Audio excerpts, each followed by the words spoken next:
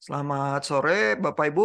Untuk kesempatan sore hari ini kita akan memperdebatkan satu klaim dan debatnya akan terjadi antara Sejiwa dan kelompok Sero.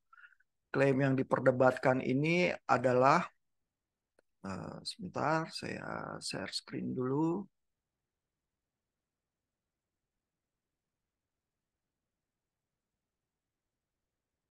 Nah, cukup panjang, saya baca pelan-pelan. Jika apologet Kristen menyajikan analisa kritis namun disertai argumentasi yang simpatik dengan memberi tempat terhormat kepada lawan debat, akan mengakibatkan lebih banyak orang tertarik kepada Injil. Oh, ini L-nya kurang ya. Jadi ini klaimnya terkait dengan sikap berapologetika yang diklaim akan lebih banyak mengakibatkan lebih banyak orang tertarik kepada Injil. Nah, yang memilih klaim ini adalah Sejiwa. Jadi saya berikan kesempatan dulu untuk Sejiwa untuk mengartikulasikan klaim ini. Silakan Sejiwa. Oke, selamat sore semua teman-teman. Em, Bagian yang pertama ini kami dari Sejiwa ingin mencoba untuk mengartikulasikan klaim debat yang kami tawarkan untuk nanti kita bicarakan bersama-sama. Em, yang pertama, jika apologet Kristen menyajikan analisa kritis namun disertai argumentasi yang simpatik dengan memberi tempat hormat kepada lawan debat.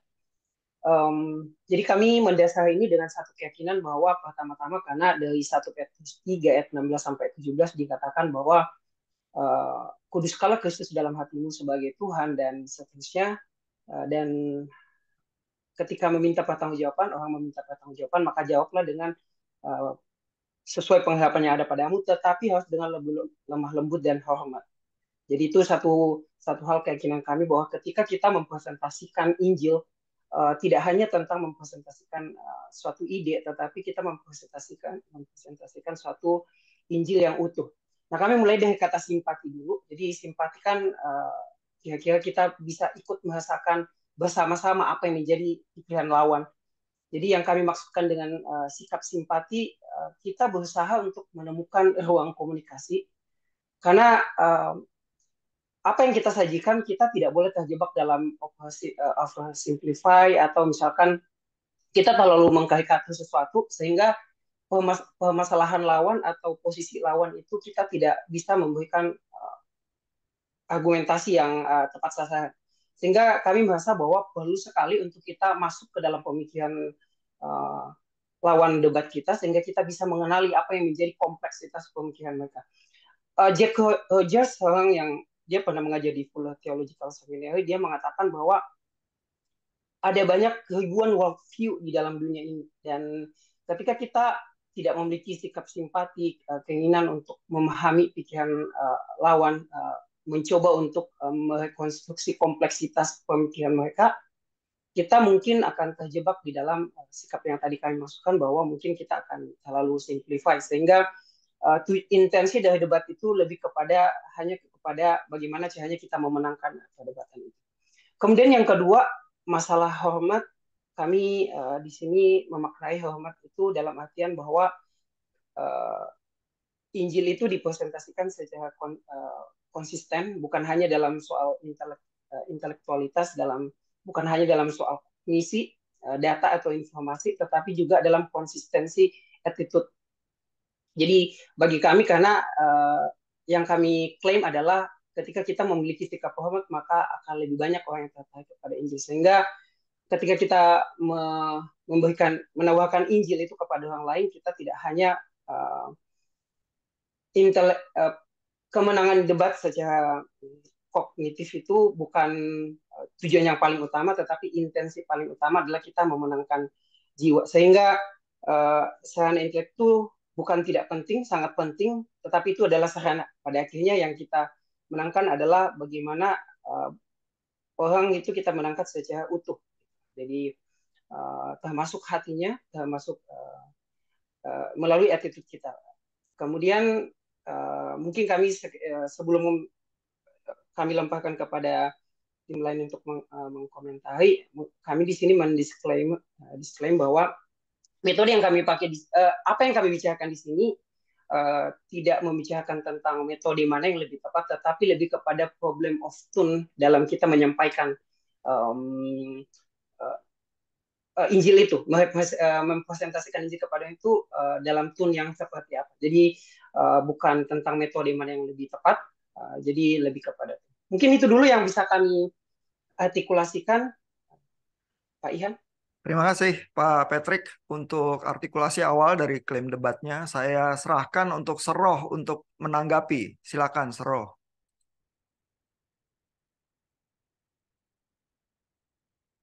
Oke, dari saya terlebih dahulu, Silakan Pak Rianto. tadi disampaikan oleh Sejiwa ya, tadi Injil itu dipresentasikan secara konsisten ya.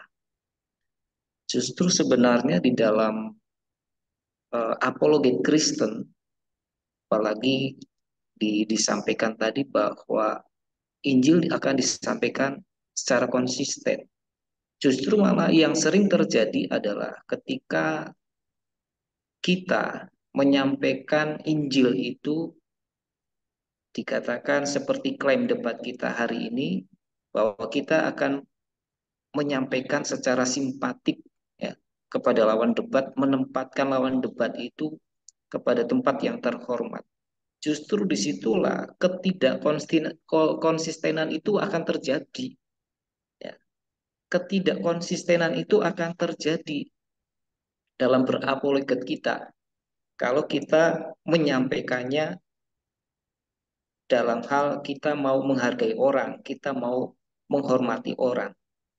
Ada ketidakkonsistenan yang akan terjadi di situ, bahwa dalam menyatakan, dalam membela keyakinan kita, itu tidak bisa secara absolut kebenaran itu kita sampaikan. Karena kita ada rasa mau menghormati orang itu.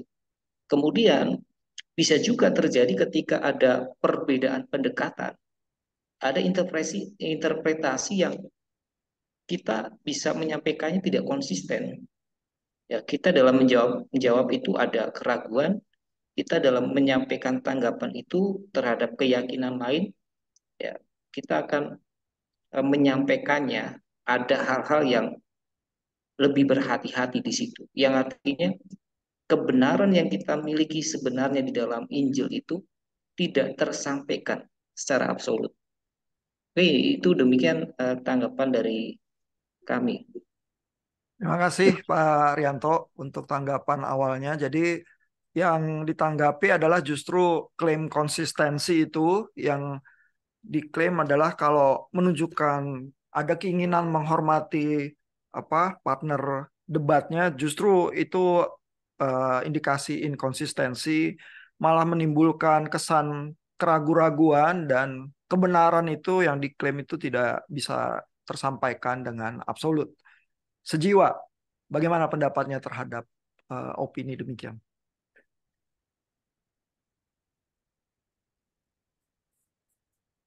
Ya, mungkin saya anggap aja, Pak. Silakan, Pak. Ya, kalau kembali ke yang tadi dibawa oleh Kak Patrick, kalau kita lihat kembali untuk Petrus di situ, ya di situ sudah dalam penyampaian firman ya, dalam penyampaian inti iman kita dalam apologet itu sebenarnya sudah jelas konsisten kebenaran Tuhan. Jadi kalau kita lebih lagi baca bahwa kalau menyalahkan rekan sedang kami melihat bahwa di 1 Petrus yang kami angkat ini apakah ada konsistenan dalam menyampaikan apologet gitu. Mungkin itu mau kami pasti lagi sih. Oke, suara Pak Makil putus-putus, tapi saya menangkap ini argumennya bahwa dari 1 Petrus 3 ayat 15 itu ya, kalau misalnya diklaim itu mengorbankan konsistensi, bagaimana dengan ayat ini yang bilang bahwa harus dengan lemah lembut dan hormat, begitu ya? Kurang lebih seperti itu pembelaan Pak Makil. Iya. Nah, saya serahkan lagi ke Seroh untuk menyanggah atau mengelaborasi posisinya. Oke, selanjutnya saya akan mencoba. Kalau saya melihat begini, seperti yang dikatakan tadi oleh Pak Patrick begitu ya, tujuan dari kita untuk berdebat itu kan sebetulnya memang bukan untuk memenangkan perdebatan, tetapi kan untuk bisa memenangkan jiwa melalui Injil, karena itu adalah sesuatu yang mau kita tekankan untuk sehingga lawan debat kita itu bisa diyakinkan oleh Injil kita. Namun bagaimana yang kami pertanyakan adalah bagaimana itu bisa terjadi jika kita memberikan tempat terhormat bagi lawan debat di dalam perdebatan itu. Karena kalau untuk kita bisa memenangkan jiwa ya kita harus menunjukkan bahwa Injil kita itu sangat meyakinkan begitu. Dan ketika kita berkata tentang rasa simpati, sebetulnya simpati macam apa yang dimaksudkan? Apakah simpati terhadap pribadinya, terhadap lawan debat kita itu, atau sebetulnya juga simpati terhadap isi argumentasinya? Karena ketika orang sedang berdebat, itu kan orang yang menunjukkan bahwa pemahaman yang saya ajukan itu ya lebih meyakinkan daripada pihak yang lain. Dan jelas pihak yang lain itu akan mempertanyakan klaim debat kita. Jadi ketika kita sedang simpati kan kita bukan mencoba untuk memahami bahwa lawan kita itu sedang resah, mereka ingin memahami Injil, kemudian kita berusaha bersimpati terhadap keresahan mereka. Padahal keresahan mereka itu kan sebetulnya bertujuan untuk menunjukkan bahwa Injil kita itu kurang meyakinkan seperti itu. Karena itu mereka pertanyakan. Dan yang saya lihat adalah rasa simpatik dan memberikan tempat terhormat bagi lawan itu sebetulnya hanya memberikan kehormatan bagi pendebatnya. Jadi bukan kepada konten debatnya. Ketika kita memiliki rasa simpati, itu cuma menunjukkan bahwa sang pendebat itu ternyata belajar untuk bisa menghormati lawan debatnya dengan tidak menjatuhkan mereka. Tetapi kan itu bukan menunjukkan bahwa betapa meyakinkannya konten dari debatnya. Tetapi ketika kita berbicara tentang konten debat, seharusnya kita tidak memiliki rasa simpatik. Rasa simpatik itu baik, tetapi umumnya itu hanya menunjukkan bahwa kita itu gak punya fondasi yang kuat untuk memberi jawaban yang meyakinkan. Selanjutnya, simpatik itu baik, tetapi itu justru menunjukkan bahwa kita itu tidak konsisten dan membiarkan perkembangan pikiran dari lawan itu menggiring fondasi teologi kita itu ke arah tertentu begitu. Malahan untuk debat kita tidak bisa digiring kepada apa yang diperdebatkan oleh orang lain. Kita justru harus menawarkan sebuah fondasi pemikiran yang kuat. Nah, itu kira-kira dari saya dulu. Makasih Pak Wilson. Jadi yang dipermasalahkan kata simpati itu ya, dan Pak Wilson memisahkan antara pendebatnya dan kontennya, dan bersimpati itu bisa saja menunjukkan kelemahan karena seolah-olah menyetujui begitu ya konten dari si pendebatnya. Padahal justru nanti malah mengorbankan isi dari Injil yang ingin diberitakan. Nah, saya kembalikan ke Sejiwa. Silakan Sejiwa. Oke, terima kasih. Mungkin saya akan menanggapi apa yang disampaikan oleh Wilson dan juga Pak Rianto. Bahwasanya mengklarifikasi dulu ya di sini, maksudnya simpati itu bukan berarti kita itu simpati terus kita itu mengikuti orang yang maksudnya orang yang kita ajak debat itu kita bersimpati dengan dia, tapi ini maksudnya simpati itu dari sisi argumen dan juga personalitinya itu adalah dua hal yang saling berkaitan. Jadi mungkin kita tidak boleh memisahkan antara argumentasinya dengan personality orang tersebut, simpati seperti itu. Dan saya mendapatkan sumber dari Apologetika API Indonesia ya, bahwasanya memahami tugas apologetika itu adalah sebagai pemberian pembelaan yang rasional, benar dan juga relevan. Rasional itu berarti masuk di akal, benar itu berarti sesuai dengan kenyataan, dan relevan itu berarti sesuai dengan kultur yang sedang berkembang. Dan mungkin yang tadi diberitahu kepada kami bahwasanya nanti jadinya Injil itu jadi tidak konsisten seperti itu ya.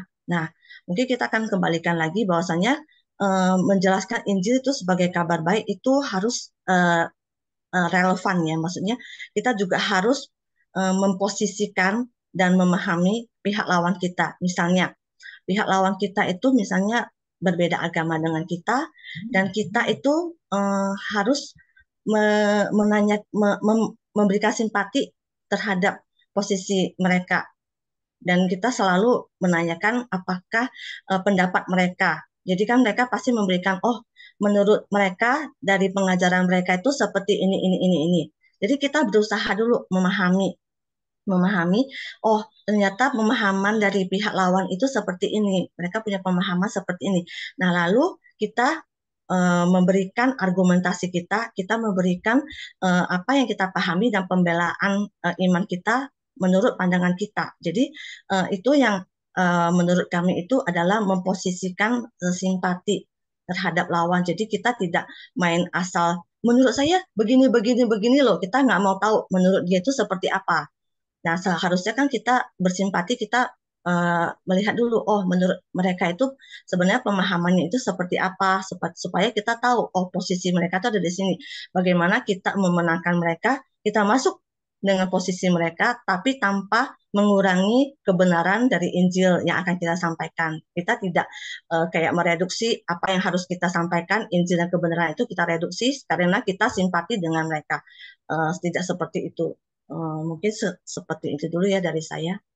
Terima kasih Bu Lydia. Jadi yang ditekankan adalah soal relevansi ya terhadap budaya yang bisa ditunjukkan lewat sikap yang simpati itu tidak berarti mereduksi klaim atau kebenaran yang ingin disampaikan, tetapi menunjukkan dulu upaya untuk memahami lawan debat itu seperti apa dan berinteraksi dengan pemahaman itu ya. Jadi bukan menunjukkan saya nggak peduli kamu mikirnya apa begitu ya. Nah itu klaim kesimpatikan yang ditujukan di dalam perdebatan. Saya serahkan ke Seroh. Ya, dari saya mungkin melihatnya sih, berarti kembali ke klaim debat yang sudah disampaikan sejiwa ya.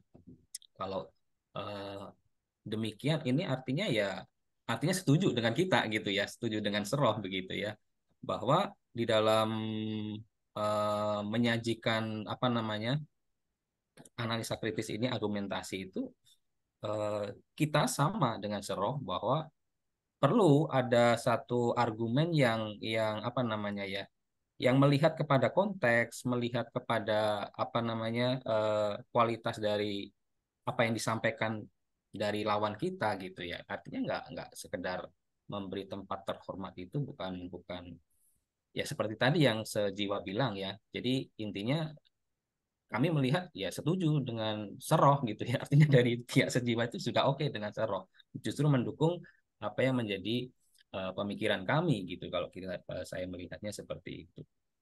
Namun yang kedua juga saya melihat bahwa dari klaim ini sepertinya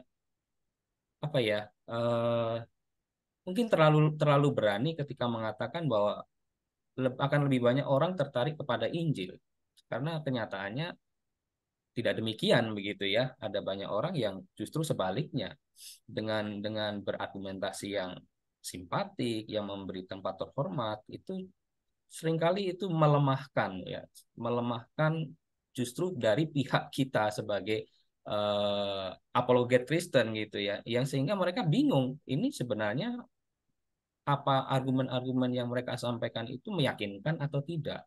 Ya, di sisi lain juga orang juga bimbang ya, dan malah dengan berbagai latar belakang yang ada, bisa jadi kebanyakan orang tidak menjadi tertarik kepada Injil gitu ya. Nah, intinya sih saya melihat perlu melihat konteks dari audiens yang kita ajak lawan debat begitu ya. Apakah mereka ini memang bisa kita ajak untuk tadi ya bersimpatik dengan tempat terhormat? Menurut saya perlu lihat konteks dan lihat audiensnya seperti apa. Saya rasa dari saya itu dulu ya. Oke, terima kasih Pak Yohanes. Jadi klaimnya adalah lo ini sejiwa sama Seroh, malah sama pikirannya ya, dan pada prakteknya nggak jalan itu kok memberikan simpati atau tempat terhormat. Kenyataannya orang nggak terus langsung tertarik ya dengan Injil, malah kelihatan lemah begitu ya, dan perlu memperhatikan konteks audiensnya ya sebelum melakukan positioning sikap tertentu begitu. Itu yang diklaim. Nah, jadi ini udah ada artikulasi dari kedua kelompok ya. Sekarang tinggal argumen penutup ya, merangkum seluruh argumen-argumen yang udah bertebaran itu dan terakhir kali mengklaim posisinya. Silakan saya berikan kesempatan dulu kepada Sejiwa yang akan melakukan itu.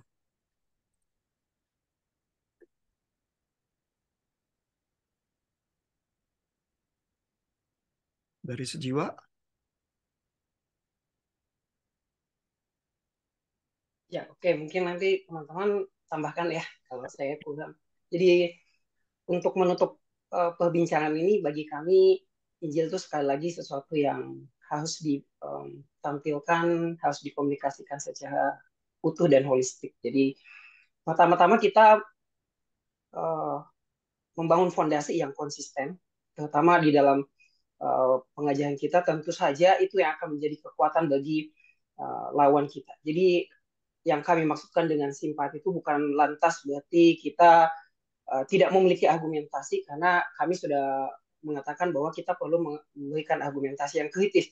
Artinya kita memiliki kebenaran itu kita genggam di tangan kita sebelum kita tawarkan kepada orang lain.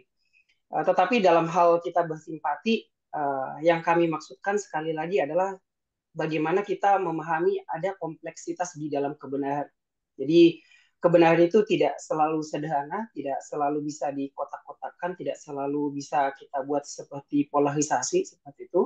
Tetapi kami berangkat tadi dari satu penelitian bahwa worldview itu terlalu banyak sehingga kita perlu untuk memahami worldview yang dimiliki oleh seseorang. Dan tadi kami sempat mendengar apakah yang dimaksud ini simpati ini, apakah simpati kepada personality-nya atau simpati kepada ide argumentasinya. Kami rasa bahwa dua hal itu seringkali agak sulit untuk dipisahkan. Katakanlah kita berbicara dengan orang Muslim yang sebelumnya adalah orang Kristen, tentu bawaannya akan beda dengan orang yang dari awal memang Muslim seperti itu. Dan kita pun juga memiliki perjalanan hidup yang seringkali pikiran kita dibentuk oleh background kita. Jadi dua hal itu adalah buat kami adalah satu tools yang bisa membantu kita ketika kita memahami orang itu, memahami pemikirannya, sehingga ketika kita menawarkan kebenaran, kita menawarkan kebenaran yang relevan, yang tepat sasaran sesuai dengan apa yang menjadi sesuatu yang kebenaran yang mungkin mereka belum bisa menemukan itu. Jadi pada akhirnya menurut kami dengan sangat yakin mengatakan bahwa ketika kita menawarkan Injil kepada orang, kita harus dengan hormat memberikan bersahabat dengan lawan, supaya lawan itu bukan lebih terbuka untuk memberikan lebih terbuka untuk diajak berdiskusi, dan kita tidak hanya memenangkan secara perdebatan, kita tidak memaksa mereka untuk mengikuti jalan mereka, jalan pikiran kita, tetapi dengan penuh simpati menolong mereka untuk lebih melihat kebenaran yang kita sedang tawarkan. Mungkin itu dari saya, teman-teman. Bu Lydia dan Pak Makil, mungkin ada yang mau tambahkan? Silakan kalau ada yang mau ditambahkan. Oke, mungkin saya tambahkan dengan sedikit ilustrasi sebagai penutupnya. Saya pernah mendengarkan seorang apologet Kristen yang bagaimana dia berapologetika ketika dia bertemu dengan orang-orang yang ada di sampingnya waktu di pesawat terbang. Nah, orang tersebut adalah orang yang bertato seperti itu. Dan sebagai orang Kristen, kita pasti sudah punya pemikiran, wah, kalau orang bertato itu pasti kita sudah punya pemikiran negatif. Seperti itu ya, maksudnya orang bertato pasti kasar atau seperti apa. Tapi beliau mau menyampaikan Injil, mau menginjili, tapi dia memakai caranya dari justru sisi itu. Kenapa Bapak ini bertato ya? Seperti itu. Dia mulai bertanya terlebih dahulu, kenapa Bapak ini bertato. Jadi apogelet ini supaya dia mengetahui, oh ternyata kebutuhan orang tersebut bertato itu ternyata supaya dia itu dihargai oleh komunitasnya. Lalu dia memasukkan. Nah, bagaimana supaya dia juga bagaimana juga kita supaya dihargai itu harusnya kan sebagai orang Kristen kita nggak usah bertato seperti itu ya, supaya kita dihargai karena kita sudah ditebus oleh Kristus. Nah, bagaimana dia menyampaikan itu dengan begitu mulusnya dari berbicara dari masalah tato saja seperti itu. Jadi seperti ini kan kita bisa memenangkan orang tanpa kita harus berdebat dengan seperti ngotot ngotot ini loh Injil kita itu yang benar, tapi kita memasukkannya dengan caranya yang salah. Nah, itu nanti akan menjadi orang menutup pintu terhadap Injil. Mereka juga justru menutup, apaan orang Kristen yang selalu ngotot, selalu memberikan pemikirannya tanpa melihat kebutuhan dari orang tersebut, keinginan atau kebutuhan dari lawan tersebut. Nah, salah satu ilustrasi yang boleh saya sampaikan untuk menutup perdebatan kita. Terima kasih, Pak. Makasih Bu Lydia. Pak Makil ada yang mau ditambahkan, Pak? Ya Pak, mungkin dikit aja, semuanya udah. Jadi ya saya pikir berapologet dan sekaligus dengan bersimpati, ya saya pikir itu metode yang baik ya, karena attitude dalam berapologet semua juga dipengaruhi, dan Tuhan sendiri juga mengatakan bahwa kita juga jadi berkat. Mungkin satu hal ini juga menjadi metode untuk kita masuk dalam pemberitaan Injil. Jadi sehingga mereka melihat tetap objektif kebenaran firman Tuhan yang penuh dengan tanya ada kekurangan atau penulisan, dan kita mengatakan pedalaman kebenaran itu absolut ya, dan kita juga mungkin kita juga harus membela tapi dengan cara simpatik. Itu ya saya pikir hal yang baik begitu ya. Mungkin itu aja. Terima kasih Pak Makil. Jadi yang ditekankan adalah konsistensi itu justru butuh simpatik dan hormat itu yang diklaim oleh Pak Patrick, dan juga Bu Lydia menunjukkan bagaimana cara berelasi lewat kebutuhan orang yang diajak bicara daripada hanya ngotot lewat kebenaran yang dipahami dari satu sisi saja begitu. Dan itulah yang diklaim sebagai konsistensi, dan orang dan konten pemikirannya kadang tidak bisa dipisahkan begitu saja ya, karena itulah yang selalu dihadapi secara langsung secara keseluruhan pada setiap relasi dan interaksi. Saya berikan kesempatan untuk Seroh untuk kalimat terakhir sanggahan. Juga saya berikan kesempatan tiga-tiganya ya untuk memberikan ini kalau ada tambahan. Silakan. Ya, baik, saya dulu sanggahan secara khusus dalam hal apologet tadi ya, mengatakan tentang argumen itu logis. Ada beberapa contoh di dalam argumen logis itu ada ketidakkonsistenan di dalam berapologet. Ya, misalnya ketika kita menggunakan argumen logis untuk membela keberadaan Tuhan, sementara lawan debat kita adalah orang yang memiliki konsep tentang keberadaan Tuhan yang berbeda dari kita. Terus kemudian kita bisa menjawab pertanyaan tentang kejahatan atau penderitaan itu, kita terjebak kepada menjawab dengan menggunakan dogma ajaran agama. Sementara kita sebenarnya berbeda agama. Nah, disinilah yang memberikan kesan bahwa itu ada ketidakkonsistenan ya dalam pendekatan pernyataan kebenaran yang absolut itu. Terus kemudian hal berikutnya adalah implikasi daripada ketidakkonsistenan itu sendiri. Dalam pernyataan kebenaran absolut itu bisa terjadi sangat signifikan. Ya, hal ini dapat membuat apologet kita kehilangan kredibilitas dan mengurangi dampak keberlanjutan dalam pembelaan keyakinan kita. Terlebih lagi ketidakkonsistenan ini juga dapat membuka celah bagi keraguan dan keraguan orang lain terhadap keyakinan yang kita miliki. Itu yang saya bisa sampaikan, Pak. Terima kasih Pak Rianto. Silakan Pak Wilson atau Pak Yohanes kalau ada tambahan. Dari saya, kalau saya akan simpulkan, saya melihat tim dari sejiwa itu hanya menggunakan simpati itu di dalam hal bersimpati terhadap lawan debat, meskipun berkenaan juga dengan konten pemikirannya, tetapi belum menunjukkan apakah dengan demikian Injil itu bisa tampak meyakinkan atau tidak. Malahan yang kami lihat ketika kita bersimpati, seperti yang ditunjukkan atau diklaim oleh kelompok sehati, sejiwa ya, sehati, maka itu hanya membuat kita itu dihargai sebagai lawan debat. Tetapi bukan berarti orang itu diyakinkan terhadap Injil yang kita sampaikan. Ketika kita menghormati lawan debat, bukan berarti kita dapat simpati terhadap pemikiran yang sedang diajukan oleh lawan debat itu. Simpati terhadap konten debat dari lawan itu bagi kami itu tidak mungkin, karena dengan demikian kita akan menghilangkan daya tarik dari Injil yang akan kita sampaikan sendiri. Kemudian mengenai relevansi, jelas kami pun setuju bahwa Injil itu harus relevan, tetapi bagaimana menghadirkan Injil yang simpatik dan relevan terhadap posisi yang jelas-jelas berlawanan dengan Injil Kristen, karena itu tidak mungkin. Kemudian bahkan di dalam konteks sesama Kristen, misalnya dengan pemikiran teologi yang berbeda, yang satu menekankan evolusi, yang satu tidak menekankan evolusi, yang satu menekankan historisitas Adam, yang satu tidak menekankan historisitas Adam, yang satu menggunakan kritik teks untuk menunjukkan, untuk meragukan ineransi dari Alkitab, yang satu justru menunjukkan bahwa Alkitab itu tetap ineran. Bagaimana kita bisa simpatik di dalam konteks semacam itu? Malahan rasa simpatik terhadap apa yang diperdebatkan oleh lawan debat itu hanya akan membuat fondasi dari Injil kita itu kelihatan begitu mudah digoyahkan.